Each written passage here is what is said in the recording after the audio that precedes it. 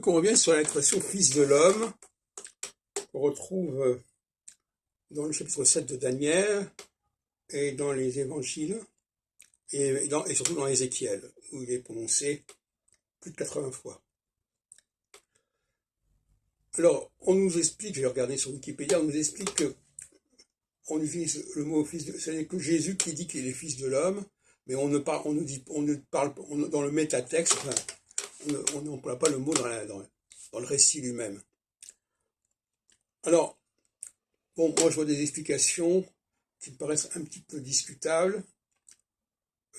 Fils de l'homme, c'est la traduction de Ben Adam. Et Ben Adam, c'est fils d'Adam, mais c'est aussi celui qui fait partie des Bnei Adam, des enfants d'Adam, par opposition aux Bnei Israël, qui sont au cœur du livre de l'Exode notamment. Donc,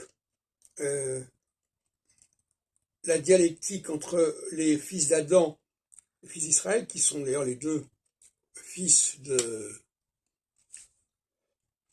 eux-mêmes, Adam et Israël sont les deux fils d'Isaac, qui est le fils lui-même d'Abraham. Le jumeau, mais justement, dans cette jumeauté, il y a cette espèce de dualité. Et quand Jésus dit qu'il est le fils d'Adam, pour moi c'est comme ça qu'il faut comprendre, ça veut dire qu'il se reconnaît comme judéen, comme adamite. Parce que Jésus, c'est un adamite qui va vers les Israélites, il ne faut quand même pas l'oublier. Je suis surtout venu pour les brebis perdues d'Israël, mais là, il ne fait pas partie des Israélites, lui. C'est un judéen né à Bethléem, ville de naissance de David, etc.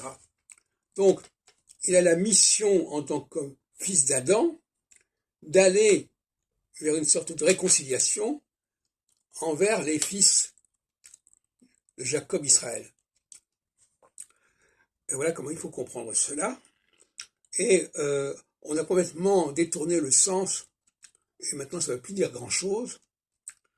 Alors évidemment, on peut dire oui, ça traduit du grec qui veut dire fils de l'homme, ou du araméen qui veut dire fils de l'homme. Non, mais ce sont des mauvaises traductions.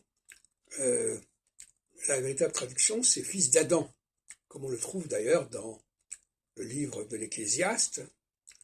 Et quand on le trouve, on est constamment traité des fils d'Adam dans les Bnei Adam, par opposition aux Bnei Israël. Et puis évidemment, on parle de la création d'Adam au début du livre de la Genèse, ce qui n'est pas rien.